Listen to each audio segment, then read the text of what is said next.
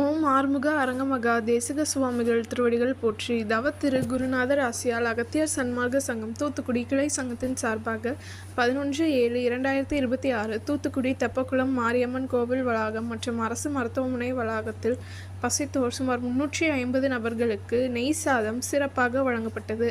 வழங்கியவர்கள் திரு வள்ளிநாயகம் திருச்சி மற்றும் Toyota service head திரு கணேஷ் மற்றும் Ganesh tea stall owner திரு சாந்தகுமார் மற்றும் திரு பாண்டீஸ்வரன் மற்றும் திரு மணீஷ்.